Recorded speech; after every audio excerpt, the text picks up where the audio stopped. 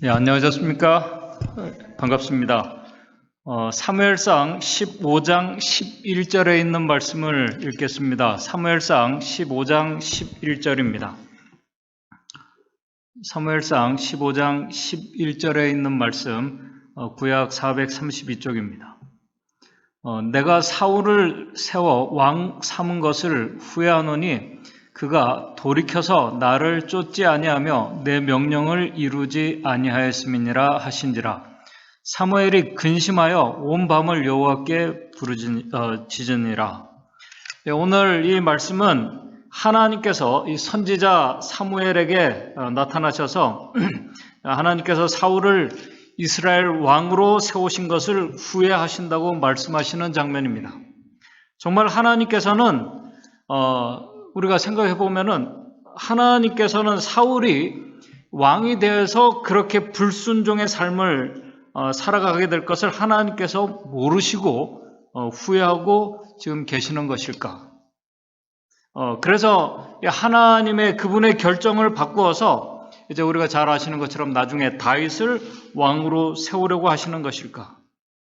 그래서 지금 사무엘상 15장 11절에 이 말씀을 지금 하나님께서 사무엘에게 하신 것일까?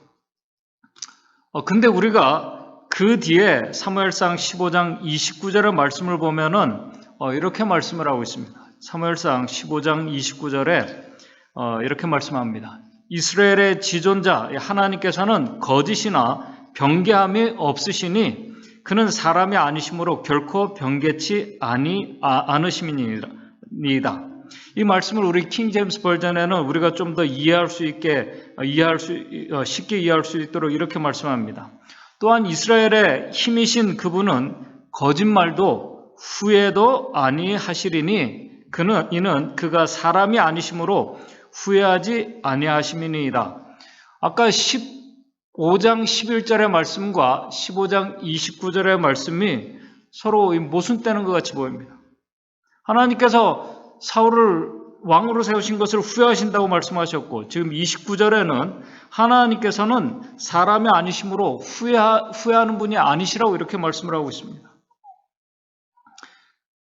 우리 하나님은 사람이 아닌 모든 것을 다 아시는 분이시라고 성경은 말씀합니다. 우리의 미래를 다 알고 보시는 분이시기 때문에 하나님의 결정에는 실수가 없으시고 그렇기 때문에 그분은 후회하시는 분이 아니라는 이 말씀처럼 우리가 보입니다. 과연 이것이 맞는 말씀일까? 맞다면은 아까 말씀드린 것처럼 15장 11절과 29절의 말씀이 서로 충돌되고 모순이 되는 것입니다. 우리가 이것을 어떻게 이해하고 받아들여야 하나? 분명히 지금 두 성경절에서 사용된 후회하다, 이 돌이키다라는 히브리어 나함이라는 이 단어가 11절과 29절에 똑같은 단어가 그렇게 사용되고 있습니다. 이 단어의 의미는 자신이 한 행동에 대해서 후회하다라는 의미도 있고 다른 사람의 불행에 대해서 탄식하고 슬퍼하다, 불쌍히 여기다라는 의미를 가지고 있습니다. 그러나 우리 사무엘상 15장 11절에서 사용되고 있는 이 의미는 사울 왕이 자신의 어떤 잘못된 행동에 대해서 후회하고 돌이키는 것은 분명히 아닙니다. 그것이 아니라 그를 왕으로 세우신 하나님의 행동에 대해서 후회하신다는 그 말씀입니다. 그래서 그 뜻을 돌이키시겠다고 그렇게 말씀하고 있는 것입니다. 우리가 성경에는 하나님께서 그분의 뜻을 돌이키시고 후회하신다는 말씀이 여러 곳에 사용되고 있습니다. 창세기 6장 6절에는 홍수가 나기 전에 사람 지으심을 그분이 한탄하시면서 그 같은 단어가 사용되고 있습니다. 그리고 출애굽기 32장 14절에는 이 반역한 이스라엘 백성들을 위해서 모세가 중보 기도할 때 하나님께서 그분의 뜻을 돌이키셨다고 이렇게 말씀을 하고 있습니다. 그런데 여기서 발견되는 것은 하나님께서는 그분의 선한 행위에 대해서 이렇게 돌이키신다는 이 말씀이 사람에게는 없어요. 사람은 선한 행위를 이렇게 돌이킨다는 말씀이 없는데 하나님께서는 그분의 선한 행위에 대해서 후회하시고 돌이키신다는 그 말씀이 있습니다. 그 모습이 사실은 사울을 왕으로 세우신 것도 거기에 포함되고 있습니다. 또 그 반대로 무서운 형벌을 내리려고 하신 것에 대해서도 하나님께서 돌이키시고 계신다는 말씀이 있습니다. 이 두 가지를, 둘의 예를 잘 말씀해 주는 말씀이 예레미야 18장 7절에서 10절에 이렇게 말씀을 하고 있습니다. 예레미야 18장 7절에서 10절에 이렇게 말씀하고 있습니다. 내가 언제든지 어느 민족이나 국가를 뽑거나 파하거나 멸하리라고 한다고 하자. 하나님께서 그렇게 한다고 하자. 8절, 만일 나의 말한 그 민족이 그런데 그 악에서 돌이키면은 내가 그에게 내리기로 생각하였던 재앙에 대하여 뜻을 돌이키겠고, 9절, 반대로 내가 언제든지 어느 민족이나 국가를 건설하거나 심으려고 한다 하자. 10절, 만일 그들이 나보기에 악한 것을 행하여 내 목소리를 청정치 아니하면은 내가 그들에게 유익해 하리라 한 선에 대하여 뜻을 돌이키리라. 이 두 가지가 지금 다 여기에 다 들어가 있습니다. 오늘 이 시간에 우리 사무엘상 13장에서 15장에 나오는 사울 왕의 이 불순종에 하는 모습을 우리가 같이 살펴보면서 오늘 우리에게 주시고자 하는 이 교훈의 말씀을 좀 같이 생각해 보고자 합니다. 먼저 아까 우리가 읽은 이 본문의 말씀 사무엘상 15장 11절과 또 29절의 말씀이 나오게 되는 이 배경을 사무엘상 13장에는 이렇게 말씀을 하고 있습니다. 먼저 그 사무엘상 13장을 살펴보겠습니다. 사무엘상 13장을 보게 되면은 그 배경은 뭐냐면 사울 왕이 이제 왕이 된 지 2년째 되던 해에 이스라엘을 계속 괴롭혀왔던 그리고 두렵게 해온 이 블레셋 나라를 블레셋 나라를 이스라엘 군대가 먼저 이렇게 쳐서 이렇게 공격하는 일이 사울 왕 때 일어나게 됩니다. 그 시작을 사울 왕의 아들 요나단이 시작을 하게 됩니다. 사무엘상 13장 3절에 이렇게 말씀하고 있습니다. 요나단이 게바에 있는 블레셋 사람의 수비대를 이제 공격을 합니다. 그 게바를 공격해서 이 게바 성읍을 이제 요나단이 이스라엘이 차지를 하게 됩니다. 갑작스러운 이 공격을 받은 그리고 공격을 받고 패한 이 블레셋 나라가 이제 그 소식을 듣고 이 블레셋 왕이 화가 나서 즉시 이스라엘을 이제 공격하려고 군대를 모읍니다. 이 소식을 들은 이 사울 왕도 이제 즉시 이스라엘 전국에 이제 나팔을 불어서 전쟁이 일어났음을 알립니다.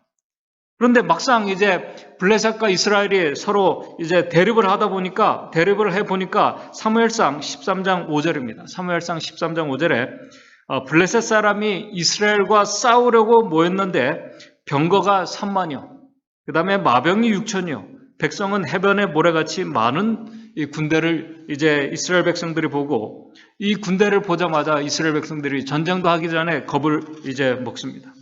왜냐하면은 이제 전쟁에 나온 이 블레셋 군대의 모습과 또 자신들의 모습을 비교해 보니까 전혀 자신들은 전쟁을 위해서 준비가 되어 있지 않은 것입니다.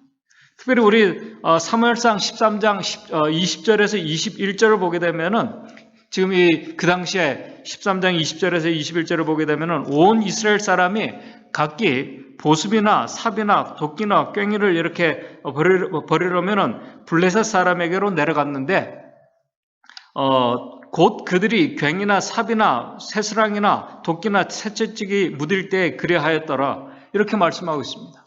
그러므로 이 이스라엘 백성들에게는 전쟁에 사용할 수 있는 무기가 그 당시에 없었습니다. 우리 보게 되면은 전쟁에 나온 자들 중에서 사울 왕과 요나단 말고는 칼과 창이 없었습니다. 나머지는 다 그 괭이나 무딘 이 삽이나 이런 걸 들고 나왔어요. 그 반대로 이 블레셋 군대를 보게 되니까 병거가 3만이에요. 다시 말해서 전차 부대가 3만입니다. 그리고 기병, 이 말을 타고 공격을 하는 이 기병이 6천이고, 그리고 이 보병은 셀 수 없는 이 바다 모래처럼 셀 수 없는 무리입니다. 그 모습을 본 이스라엘 이 백성들이 공포에 사로잡힙니다. 이길 수 없는 전쟁처럼 보입니다. 승산이 없음을 알게 된 이스라엘 군인들이 바로 대립하자마자 이제 이 군인들이 여기저기 숨고 도망치는 일들이 일어나게 됩니다. 전쟁도 하기 전에 이제 사기가 꺾인 것입니다. 바로 패할 수밖에 없는 전쟁입니다. 바로 그 위급한 때에 바로 지도자인 사울왕은 어떻게 해야 되는가? 난감했어요. 바로 그때 하나님께서 선지자 사무엘을 보내셔서 어떻게 해야 될지를 왕에게 알려줍니다. 참 감사한 것입니다. 그런데 그 지시 내용을 보게 되면은 사무엘이 그 사울왕에게 지시한 내용은 사울왕이 옛날 그 사무엘을 처음 만났을 때와 같은 그 지시 내용에 똑같아요. 전쟁 때나 사무엘과 사울이 처음 만났을 때나 그 지시한 내용은 똑같아요. 그 지시 내용이 사무엘상 10장 8절을 보게 되면은 이렇습니다. 사무엘상 10장 8절입니다. 이때는 사무엘이 사울과 처음 만났을 때 그 나귀를 찾아왔을 때 어떻게 해야 될지를 가르쳐준 그 내용이에요. 10장 8절입니다. 너는 나보다 앞서 길갈로 내려가라. 내가 내게로 내려가서 너의 행할 것을 가르칠 때까지 7일을 기다리는 것이었습니다. 그러면서 제사를 위해서 준비하는 것이었습니다. 그렇게 기다리는 것이었어요. 이것이 똑같아요. 그런데 문제는 그 기간이 7일이라는 일주일이라는 아주 긴 시간을 기다리는 것입니다. 나귀를 잃어버렸을 때는 그렇게 기다릴 수 있었는데 지금은 이제 막상 마주보고 전쟁을 해야 되는 그런 상황입니다. 어떻게 기다려야 될까요? 일주일의 기간을. 우리가 만약 그 전쟁터에 우리가 그 위급하고 절박한 상황에 우리가 있다면은 우리는 어떤 마음으로, 어떤 생각을 하면서 우리가 기다릴 수 있을까요? 오늘 우리의 어떤 문제를 만났을 때 정말 이 상황이 급박하고 위급한 상황으로 갈 때 한번 생각해 보시기 바랍니다. 상황은 더 위급해지고 악화되고 있습니다. 사울왕은 그 군인들과 아무것도 할 수 없는 상태로 기다리게 된다면은 분명히 우리도 사울처럼 두려움과 떨림의 시간이 될 것입니다. 그러나 여기서 오늘 우리가 중요한 교훈을 배울 수 있습니다. 그것은 뭐냐면 그 시간이 두려움과 떨림으로 아주 초조한 시간으로 기다리는가 아니면은 전쟁이 아닌 이 전쟁을 앞두고 있는데 사무엘의 지시는 우리 사무엘상 13장을 보게 되면은 전쟁이 아닌 제사를 위해서 예배를 위해서 무엇인가를 준비하며 일주일을 기다리라고 그렇게 지금 사울왕의 지시를 한 것입니다. 초조함과 두려움으로 기다릴 것인가 아니면은 정말 이 예배를 제사를 위해서 그 시간을 어떻게 보내는가 이것은 사울왕과 이 백성들이 그들의 선택에 달려 있었습니다. 사실 그 기다림의 시간이 일주일의 시간이 지금 이 왕과 이 백성들이 사람을 의지하고 있는지 아니면 전쟁에 능한 하나님을 의지하고 있는지를 자신의 그 믿는 그 신념을 그들의 믿음의 상태를 알 수 있는 그 시간이었습니다. 아마 사울이 겸손과 믿음의 사람이었다면 그 기다림의 일주일의 시간 동안 분명히 백성들을 두려움과 이 공포 속에 있는 이 군인들을 격려하면서 자신과 함께 참된 예배를 위해서 겸손하게 그들의 이제 마음을 살피면서 그들이 회개하며 기다렸을 것입니다. 그러나 사울은 우리 성경과 증언의 말씀을 보게 되면 그 반대였습니다.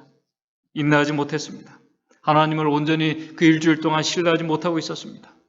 그러니 당연히 이 하나님에 대한 예배에 대한 그 존경심과 준비하는 마음 자세가 전혀 없었습니다. 있을 수가 없었습니다. 더 시간이 갈수록 초조할 뿐이었습니다. 그런 왕을 백성들이 보고 있는 것입니다. 무섭고 더 불안한 것입니다. 능한 하나님이, 전쟁에 능한 하나님이 보이지 않는 것입니다. 우리 선지자왕 618쪽에 이렇게 기록하고 있습니다. 이제 사울은 그가 하나님을 의지하고 당신의 명령을 따라 인내로 기다리는 사람인가 또는 힘드는 곳에서도 하나님의 백성의 지도자로서 하나님께서 믿을 수 있는 사람인가 그가 시험을 받고 있었다고 기록하고 있습니다. 만약에 사울이 겸손하게 자신을 살피면서 전쟁이 아니라 그가 이 제사를 위해서 백성들과 모두가 예배를 위해서 하나님만 바라보며 회개하며 겸손하게 자신을 살피면서 그 일주일의 시간을 기다렸다면 하나님께서 사울과 백성들을 가만히 두시겠습니까? 결코 아닙니다. 우리 증언의 말씀에도 그렇게 기록하고 있어요. 홍해에서 아무것도 할 수 없는 그들이 하나님만 바라보고 있을 때 그들을 구원해 주셨던 하나님께서, 그리고 요단강에서 수많은 전쟁에서 하나님의 백성들을 보호하시고 지켜주신 하나님께서 왕과 백성들을 당연히 보호해주고 지켜주실 것이었습니다. 그러나 왕은 그렇게 하지 않았습니다. 7일의 이 시간이 정말 초조하고 두려운 시간이었습니다. 그런데 우리 성경에 보게 되면은 일주일의 시간이 다 되었는데 사무엘이 오지 않는 것입니다. 사무엘상 13장 8절입니다. 사무엘상 13장 8절입니다. 사무엘이 정한 기한대로 1회를, 그러니까 일주일입니다. 1회를 기다리되 사무엘이 오지 아니하매 우리는 이 초조하게 기다린 백성들의 왕과 백성들의 마음을 이해할 수 있습니다. 근데 우리 증언의 말씀에는 바로 그때 하나님의 섭리가 그의 종을 사무엘을 지체하게 했다고 말씀하고 있습니다. 이 하나님의 시험에 사울은 더 이상 견디지 못하고 자신은 오늘 무엇인가를 해야 된다고 생각을 하고 있었습니다. 그가 믿음으로 기다리지 못하고 무엇인가 해야 된다고 생각했어요. 그리고 바로 행동으로 그가 옮깁니다. 그 행동은 하나님께서 지시하신 방법이 아닌 철저하게 자신의 방법과 생각으로 하나님의 도우심을 구하는 것이었습니다. 자신의 방법으로 하나님을 도움을 구하는 것이었습니다. 하나님께서는 분명히 하나님께 드리는 제사는 구별된 제사장들만, 구별된 자들만이 할 수 있음을 분명히 알려주시고 명령하셨음에도 불구하고 사울은 그것을 알고 있었어요. 사울은 기다리지 않고 자신이 제사를 직접 진행합니다. 바로 그때 그 제사 예식이 끝나자마자 사무엘이 도착을 합니다. 저는 이 상황을 보면서 어떻게 보면은 사무엘 선지자가 참 얄미운 것 같아요. 그렇지 않습니까? 그죠? 하필이면은 제사가 딱 끝나자마자 도착을 해요. 다 알고 있으면서도 그런 것 같아요. 필요한 때는 보이지 않다가 늦게 나타나는 모습. 근데 여기서 우리가 또 두 번째 배울 교훈은 참된 믿음과 경건이 부족하게 될 때, 사람들은 믿음으로 기다리지 못하게 될 때, 그들의 믿음의 부족과 이 경건의 부족을 이 종교적인 어떤 예식이나 형식에서 열심히 하는 것으로 대체하려고 한다는 사실입니다. 지금 사울이 그랬어요. 우리 선지자왕 621쪽, 622쪽에 이렇게 말씀하고 있습니다. 근데 이 모습이 이스라엘 이 법궤를 빼앗길 때하고 상황이 똑같다고 말씀하고 있어요. 우리 이렇게 기록하고 있습니다. 흠니와 비나스가 하나님의 법궤를 가져와서 패한 사실을 사울 왕이 알면서도 그 길을 그대로 가고 있다고 이렇게 기록하고 있습니다. 오히려 자신이 행한 이 예식을 우리 잘한 것으로 믿고 선지자에게 자랑하고 칭찬받으려고 합니다. 나무랄 때. 그 행동은 오히려 그의 생각과 태도가 얼마나 지금 왕이 위험하고 하나님과 그분의 말씀을 존중하지 않고 불순종하고 있는지를 그대로 드러내 보여주고 있는 것입니다. 지금 사울이 하나님의 말씀을 무시하고 자신의 생각에 옳다고 생각하고 믿는 것을 행동으로 옮긴 것은 우리 성경에는 범죄라고 그렇게 기록하고 있습니다. 선지자가 지금 사울 왕에게 하나님 앞에 망령된 죄를 범했다고 그렇게 지적하고 있습니다. 사무엘상 13장 13절입니다. 사무엘상 13장 13절입니다.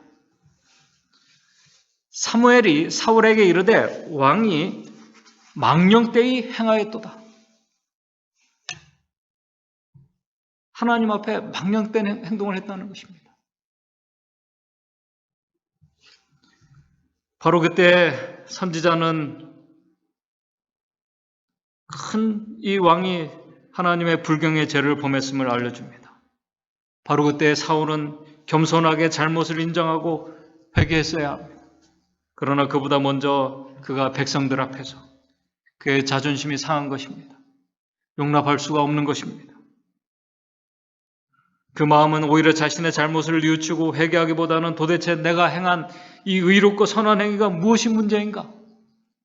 백성을, 이 불안에 떨고 있는 백성을 안위시키고 한 이 내 행위가 무엇이 잘못됐는가 생각하며 그가 억울해하며 백성들 앞에서 자신이 이렇게 지적당하는 것을 그가 용납할 수가 없었습니다. 사울 왕이나 우리는 우리 선지자왕 621쪽에 있는 말씀처럼 우리는 하나님께서 주시는 시련이, 하나님께서 우리에게 주시는 그 시련이 어떤 우리에게 큰 이익과 연계되어 있는지 우리는 알지 못한다는 것입니다. 지금 사울에게 이 일주일의 기간을 통해서 그가 하나님의 말씀에게 순종했을 때 그에게 얼마나 큰 축복과 이 백성들에게 큰 이익이 될지를, 그 이익과 유익이 연계되어 있는 것을 전혀 알지 못한다는 것입니다. 오늘 우리도 마찬가지예요. 그럼에도 바로 여기서 하나님의 백성들이 우리가 생각하며 행동으로 옮겨야 할 것은 뭐냐면은, 우리 증언의 말씀에는 하나님의 말씀에 온전히 우리가 순종하는 자세가 오늘 제일 중요한 태도입니다. 그분의 말씀에 순종하는 길 말고는 사실 안전과 이 사울 왕과 이스라엘 백성들이 안전과 승리가 없다는 사실을 깨닫고 기억하는 것이었습니다. 왜냐하면 하나님의 모든 약속들은, 그 모든 약속들은 믿음과 순종을 조건으로 주어지는 것이기 때문에 그렇습니다. 그러므로 하나님의 백성들이 바로 여기서 바른 순종의 모습을 나타내지 않으면은 사실 성경에 약속한 수많은 하나님의 약속들과 축복들, 은혜들을 결코 불순종하는 자들에게 그런 하나님의 은혜와 축복들이 주어지지 않는다는 사실입니다. 지금 사울 왕도 그랬습니다. 결국 답답한 마음을 가지고 사무엘은 기브아로 돌아갑니다. 그리고 사무엘상 13장 16절에는 이제 사울과 13장 16절입니다. 이제 13장 16절 사울과 그 아들 요나단과 그들과 함께한 백성은 이제 600명밖에 되지 않습니다. 다 떠났어요. 600명. 그들과 함께한 백성은 베냐민 게바에 있고, 그들이 이제 블레셋을 탈취한 그 게바 성읍으로 게바에 있고, 블레셋 사람은 이제 믹마스에 진쳤더니 바로 앞입니다. 이제 서로 대립하고 있습니다. 그러나 참 다행인 것은 사울 왕의 요나단, 그 아들 이 요나단은 아버지와 달랐습니다. 그는 우리 사무엘상 14장 6절입니다. 그는 아버지와 완전히 달랐어요. 14장 6절에 보게 되면 여호와의 구원은, 우리 하단 부분에 보기에는 여호와의 구원은 사람의 많고 적음에 달리지 아니함을 그가 알고 믿는 아들이었습니다. 전쟁은 하나님께 속한 것임을 그가 누구보다 잘 알고 있는 아들이었어요. 자신이 하는 것이 아니라 하나님께서 그분의 원수들을 보수해 주시는 그 분임을 그가 누구보다 잘 알고 있었습니다. 그렇기 때문에 그는 그 상황에서 두려움 없이, 이제 우리 이야기를 다 생략하고 그가 두려움 없이 이제 블레셋 적진을 향해서 들어가게 됩니다. 바로 그때 하나님께서 역사하십니다. 사무엘상 14장 14절에 이렇게 기록하고 있습니다. 14장 14절에 큰 떨림이 있게 하고, 이 요나단의 이 적은 수가 이 블레셋 큰 이 군대로 쳐들어가는데 갑자기 큰 떨림이 있게 하고, 땅이 진동함으로 백성들은 큰 혼란 속에서 동료들을 서로 죽이는 참극이 이제 일어나게 됩니다. 이 소동이 이제 사울 왕에게 들어갑니다. 좋은 기회를 얻은 사울은 이때 블레셋 진영을 이제 그가 뒤늦게 공격을 합니다. 바로 그때 그는 또 잘못된 명령을 또 내리게 됩니다. 그 뭐냐면은 한번 잘못하고 그가 회개하고 돌이키지 않으면 계속 이것이 뭐냐면 더 담대하게 자신을 위주로 계속 이렇게 나가는 모습을 우리가 보게 돼요. 24절에 보게 되면은 내가 내 원수에게 보수하는 때까지 아무 식물도 먹지 말라는 것입니다.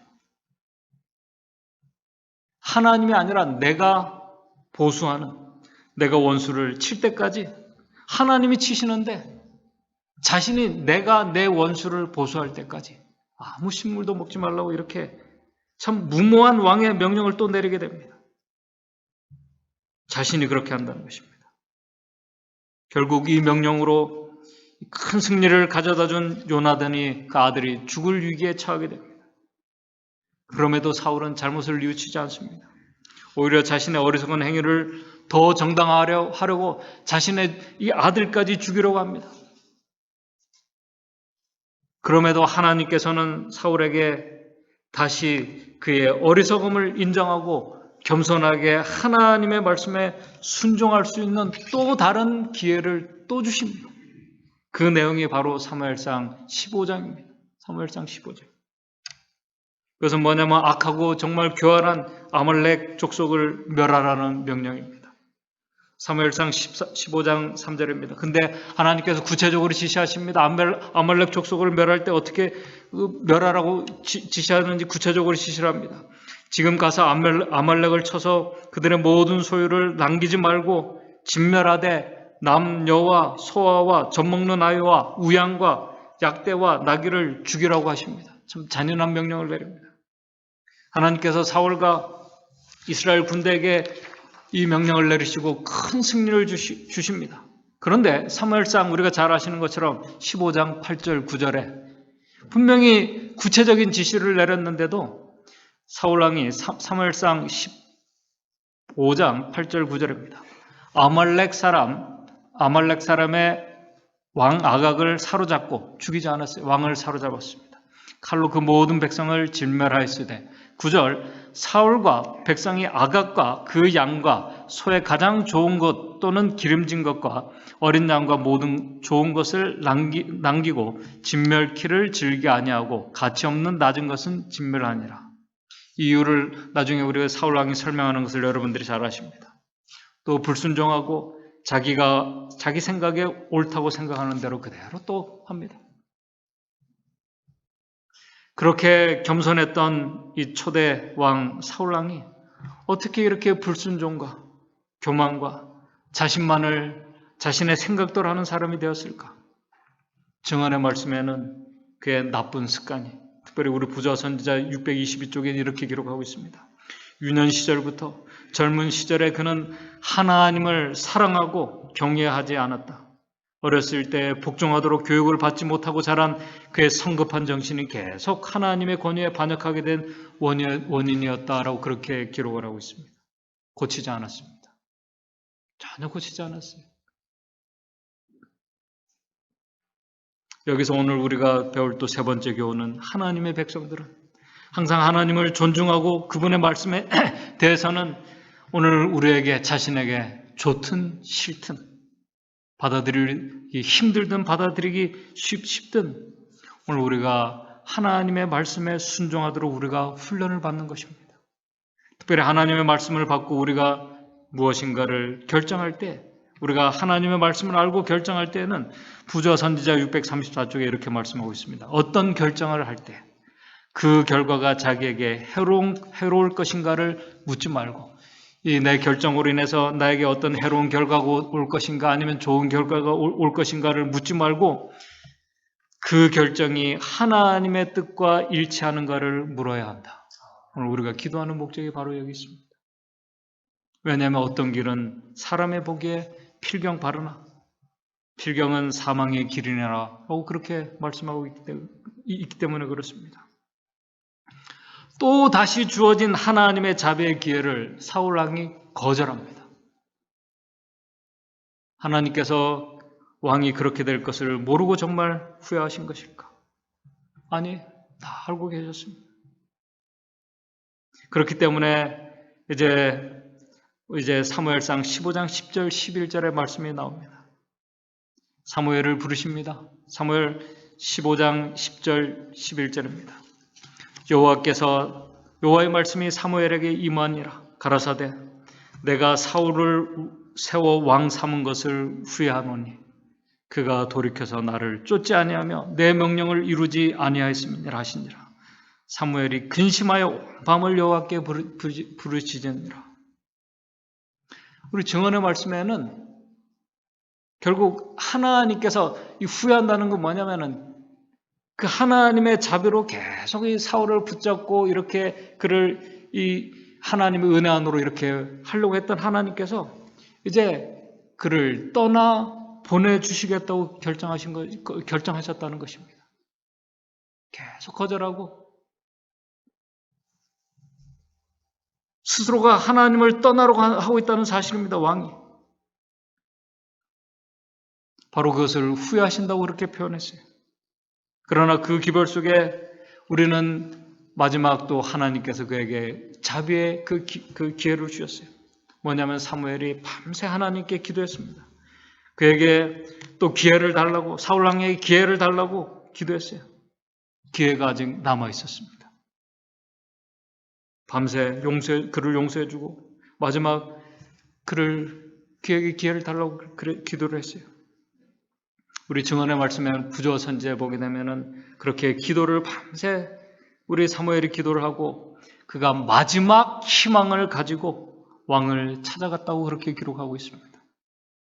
하나님의 놀라운 인내와 자비입니다.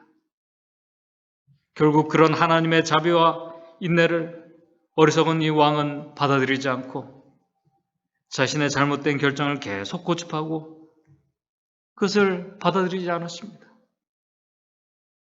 그러므로 오늘 우리 아까 서두에 말씀드린 사무엘상 15장 11절과 29절의 이 말씀을 우리 증언의 말씀에는 어떻게 부조 선지자는 이렇게 말씀하고 있냐면은 이렇게 말씀하고 있습니다. 사울이 불순종함으로 인하여 하나님과의 관계를 스스로 끊었으나 스스로 불순종을 계속하면서 자신 스스로가 하나님과 관계를 끊었다는 것입니다.